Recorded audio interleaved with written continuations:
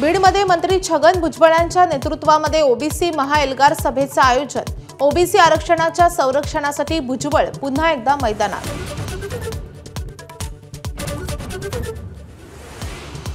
कुणबी प्रमाणपत्राविषयीच्या शासन निर्णयाला आव्हान देणाऱ्या याचिकेवर आजची सुनावणी टळली। आता सर्वोच्च न्यायालयामध्ये दिवाळीनंतरच सुनावणी होणार असल्याची माहिती। छत्रपती संभाजीनगरमध्ये मंत्री राधाकृष्ण विखे पाटलांना मराठा समाजाच्या तरुणांचा घेराव। मराठा आरक्षणासाठी काढलेला जीआर हा फसवा, त्यातून किती प्रमाणपत्र मिळाली हे सांगा, विखेंना सवाल। सोलापुरात महापालिका निवडणुकीच्या तोंडावर भाजपमध्ये मेगा भरती। सोलापुरातले 4 माजी आमदार भाजपात प्रवेश करण्याची चर्चा, तर 2 माजी उपमहापौर, अनेक माजी नगरसेवकांच्या हातीही कमळ।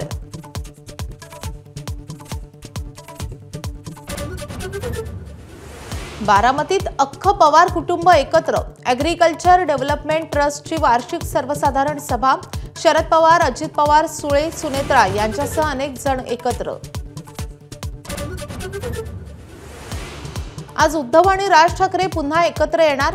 दादरमधील शिवाजी पार्कातील मनसेच्या दीपोत्सवाचं उद्धव ठाकरेंच्या हस्ते आज उद्घाटन।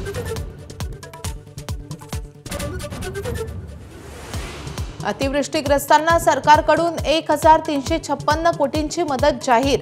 8 जिल्ह्यांसाठी निधी मंजुरीचा शासन निर्णय काल जारी। 13, 14 आणि 15 सप्टेंबरच्या प्रस्तावानुसार मदत।